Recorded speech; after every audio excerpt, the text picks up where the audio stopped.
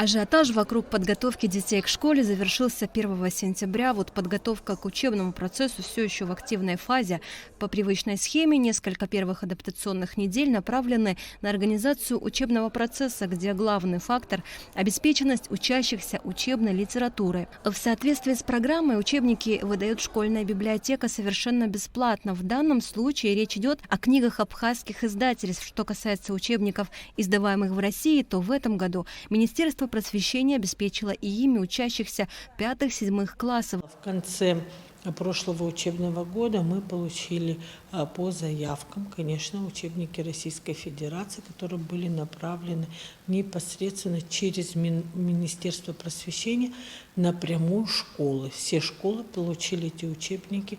Естественно, на местах должны они доработать, поставить печати, чтобы уже не выносили на рынок продажи, сбыта.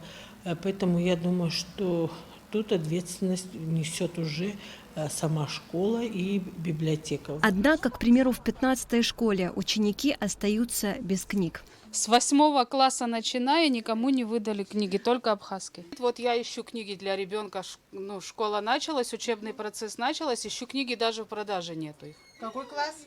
8 класс. И в наличии нету, и очень дорого стоят учебники. Все учебники, если купишь, это 15 тысяч где-то обходится. А помимо учебников тоже тетради, ручки. Между тем, в интернете на различных сайтах объявлений сообщается о продаже учебников. Их можно найти и на прилавках у книжных продавцов. Но вопрос в том, зачем покупать, когда школьник вправе получить их бесплатно. Для абхазских школ у нас нету ничего в наличии. Мы и не принимаем, которые приносят нам родители, может, там с библиотеки не сдали или что. Это мы не принимаем. Там печать стоит. Там печать стоит. И на 1 и на 17 странице. Мы это не принимаем. А случаи были? Которые приносили, да, мы говорим, возвращайте. Правда, многие говорят, ой, извините, я не заметил, я верну в школу. По словам продавцов книжных магазинов, с просьбой реализовать уже ненужные книги к ним порой обращаются как школьники, так и их родители. Нередко лист с печатью школьной библиотеки чудесным образом исчезает или сама печать стирается обычным ластиком. Так, книги, которые должны были бесплатно попасть в руки учащимся одной школы, оказываются у других за деньги. Да, учебники всегда брала, сдавали, но в этом году обещали детям выдать бесплатно учебники. Я их на реализацию не брала, да. Но какие-то знакомые приносили, вот коробочки что-то осталось, вот так вот. Но спрос большой, потому что не все дети получили учебники.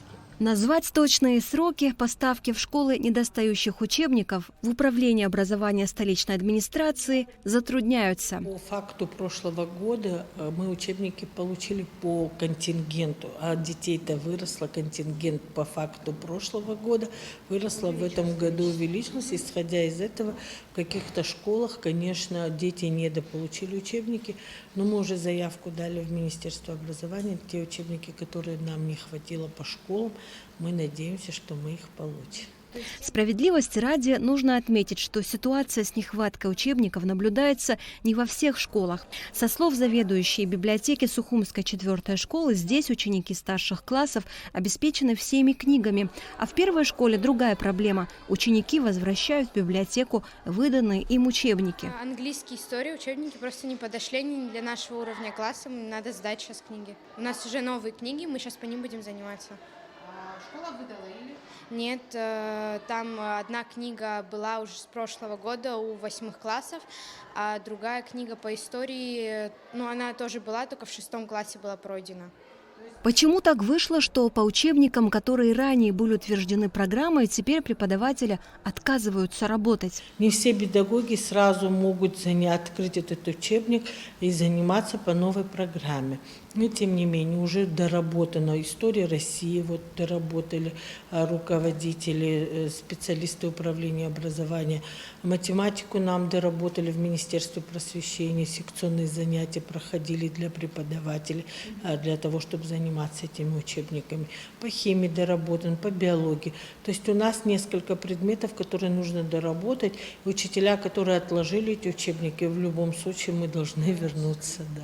Изучить эти книги, разработать методику, внедрить — приоритетная задача педагогов. А что касается дефицита учебников в некоторых школах, руководство управления образования столицы обещает, что данная проблема в ближайшее время будет решена. Асида Малия, Тимур Гугохи, Абхазское телевидение.